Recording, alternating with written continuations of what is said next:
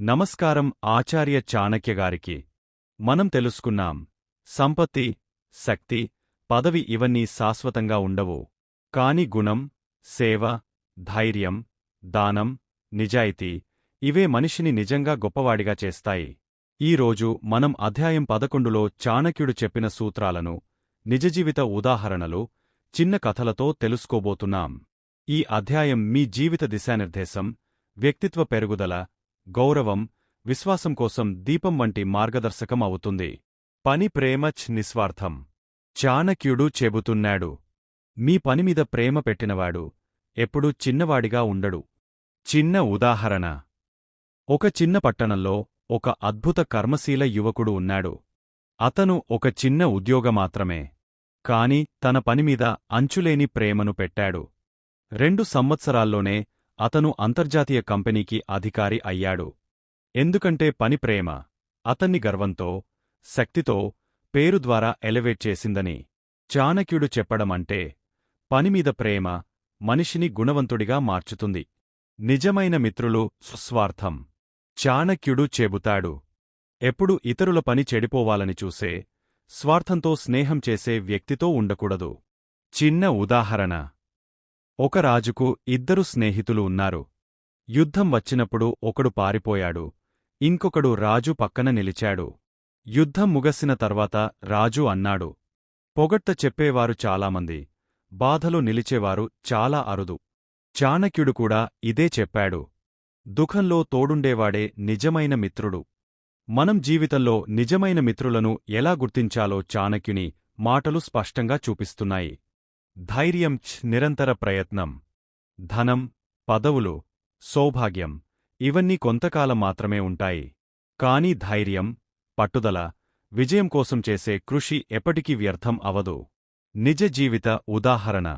Doctor APJ Abdul Kalam గారి జీవితాన్ని చూద్దాం. చిన్న వయస్సులో తక్కువ సౌకర్యాలు, చదువు, తల్లిదండ్రుల కష్టాలను ఎదుర్కొని భారత్ రాకెట్ శాస్త్రంలో క్షిపణి మహాపురుషుడు అయ్యాడు. ధైర్యం, పట్టుదల, లక్ష్యంపై దృష్టి అతన్ని ప్రపంచం గౌరవించిన వ్యక్తిగా మార్చింది.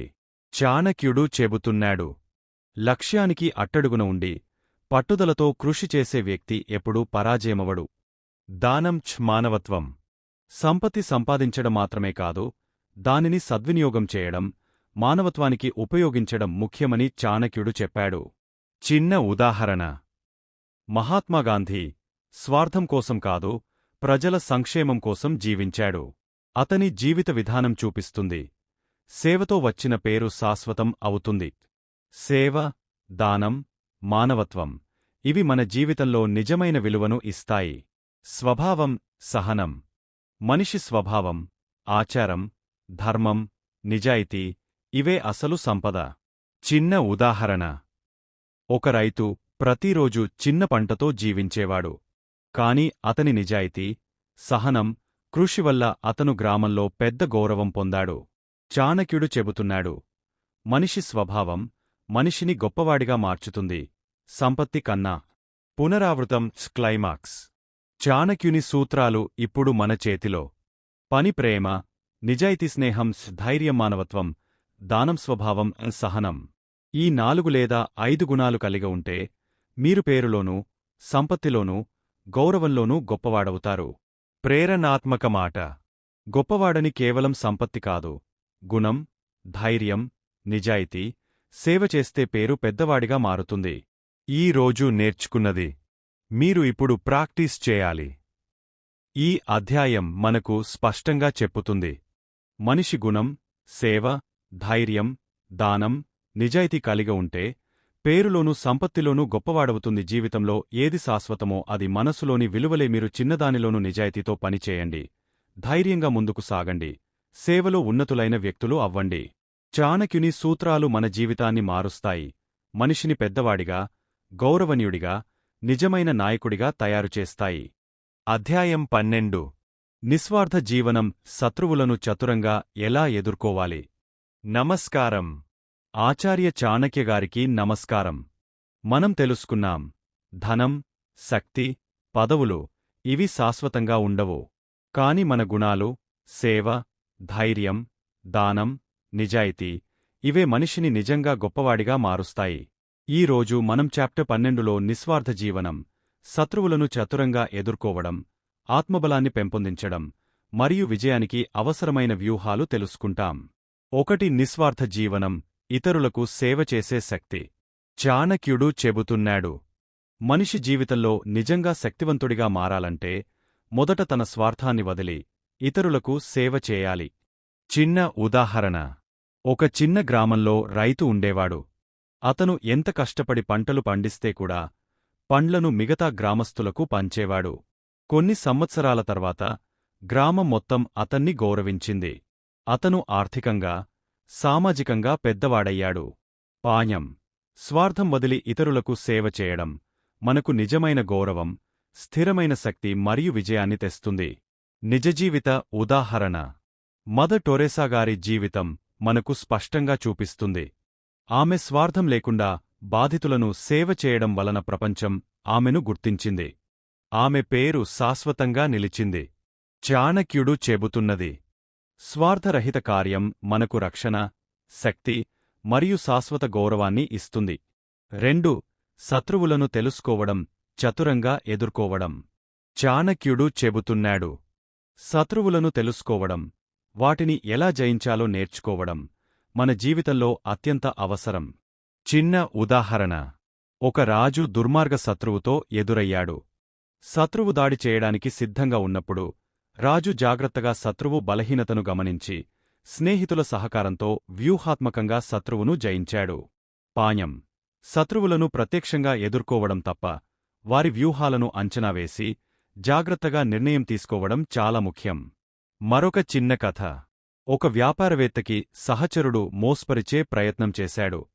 కాని వ్యాపారవేత్త ఆ వ్యూహాన్ని అంచనా వేసి సరైన వ్యూహం అమలుచేసి తన వ్యాపారాన్ని రక్షించుకున్నాడు. పాఠం: శత్రువులను అంచనా వేసి చతురంగా ప్రణాళిక రూపొందించడం మాత్రమే సత్యమైన బలాన్ని ఇస్తుంది. 3. స్వార్థరహిత పని శక్తిని పెంపొందిస్తుంది. చాణక్యుడు చెబుతున్నాడు, స్వార్థం లేకుండా పనిచేయడం మనకు నిజమైన శక్తిని ఇస్తుంది. మనం దోపిడీ చేసే వ్యక్తుల కంటే భిన్నంగా ఉంటాము. చిన్న ఉదాహరణ. మదర్ టెరెసా గారి జీవితం. ఆమె స్వార్థం లేకుండా బాధితులను సేవ చేయడం వలన ఆమె పేరు ప్రపంచంలో శాశ్వతంగా నిలిచింది. పాఠం: నిజమైన శక్తి స్వార్థరహిత కార్యంలోనే ఉంది. 4. నిజమైన మిత్రులను గుర్తించడం. చాణక్యుడు చెబుతున్నాడు, ఎవరిని మన మిత్రులుగా తీసుకుంటామో అది మన విజయాన్ని నిర్ణయిస్తుంది. చిన్న ఉదాహరణ. ఒక వ్యాపారవేత్తకు 2 సహచరులు ఉన్నారు. ఒకడు కేవలం లాభం కోసం అతడిని మద్దతు ఇచ్చాడు, ఇంకొకడు ఇబ్బందులలో సహాయం చేశాడు. తీరాలో వ్యాపారవేత్త తెలుసుకున్నాడు, సహాయం చేసిన వ్యక్తే నిజమైన మిత్రుడు. పాఠం: స్వార్థం రహిత జీవనం మనకు నిజమైన మిత్రులను ఇస్తుంది. వీరు మన శత్రువులను ఎదుర్కొనే సమయంలో మనకు సహాయం చేస్తారు. 5. కోపం ప్రతీకారం మీద నియంత్రణ. చాణక్యుడు చెబుతున్నాడు, కోపం, ప్రతీకారం మనను బలహీనంగా చేస్తాయి. శత్రువును చతురంగా జయించాలంటే మనసును నియంత్రించాలి. చిన్న ఉదాహరణ. ఒక రాజు తన శత్రువును కఠినంగా శిక్షించాలనుకున్నాడు. చాణక్యుడి సలహా తీసుకుని రాజు ఒక వ్యూహాన్ని అమలుచేసి శత్రువు ఉద్దేశ్యాలను అంచనా వేసి విజయాన్ని సాధించాడు. పాఠం: స్వీయ నియంత్రణ, వ్యూహాత్మక ఆలోచన నిజమైన శక్తి. 6. కర్మ గౌరవం. చాణక్యుడు చెబుతున్నాడు, మన స్వార్థం, ద్వేషం, కోపం కన్నా మన ఆచారం, కర్మ, సేవ విలువైనవి. ఇవే మన పేరును పెంచుతాయి. నిజజీవిత ఉదాహరణ. మహాత్మా గాంధీ తన ప్రజల కోసం స్వార్థం లేకుండా జీవించడం వల్ల ప్రపంచం ఆయనను గుర్తించింది. పాఠం: స్వార్థరహిత కర్మ, నిజాయితీ, సేవత్ శాశ్వత గౌరవం విజయం. 7. ముఖ్యమైన పాయింట్లు. స్వార్థం వదిలి జీవించండి, సేవ భావంతో ఉండండి, శత్రువులను చతురంగా, జాగ్రత్తగా, వ్యూహాత్మకంగా ఎదుర్కోండి, నిజమైన మిత్రులను గుర్తించండి, బాధలో తోడుగా ఉండేవారి కోపం, ద్వేషం, ప్రతీకారం తప్ప వ్యూహాత్మక ఆలోచన, స్వార్థరహిత చర్య నిజమైన బలం, నిస్వార్థ కర్మచ్ మానవత్వం, పేరు, గౌరవం, శాశ్వత విజయం. ముగింపు మోటివేషన్. చాణక్యుడు మనకు చెప్పారు, నిస్వార్థ జీవనం, శత్రువులను చతురంగా ఎదుర్కోవడం నిజమైన బలం విజయము. ఇప్పుడు మీరు తెలుసుకున్నారు. మీరు ఎవరు, ఎలా జీవించాలి, శత్రువులను ఎలా జయించాలి అన్నది. ప్రేరణ పుంజం. వాస్తవమైన బలాన్ని సంపాదించాలంటే సంపత్తి, పదవి, పేరు మాత్రమే చక్కగా ఉండవు. నిజమైన బలం గుణంలో, ధైర్యంలో, సేవలో, నిజాయితీతో ఉంటుంది. మీరు ఎవరు చూసినా గుర్తించని సమయాల్లో చేసిన స్వార్థరహిత కృషి మాత్రమే మీను నిజంగా పెద్దవాడిగా చేస్తుంది. ఈ రోజు నేర్చుకున్నది మీరు కేవలం చదివిన పాఠ్యం కాదు. అది మీ జీవితానికి మార్గదర్శకం, మీ నిర్ణయాలకు శక్తి, మీ చేతనకు పవర్. ప్రతి చిన్న పని, ప్రతి సేవ, ప్రతి ధైర్యం మీ పేరును, గౌరవాన్ని మరియు శాశ్వత విజయాన్ని సృష్టిస్తుంది. ఇప్పుడు మాత్రమే ఆచరణలోకి తీసుకోండి. ఎందుకంటే మీరు మారకపోతే ఈ పాఠ్యం కేవలం చదివిన పుస్తకం మాత్రమేగా ఉంటుంది. మన ఛానల్ నచ్చితే సబ్స్క్రైబ్ చేయండి. మరిన్ని అప్డేట్స్ కోసం బెల్ ఐకాన్ నొక్కండి.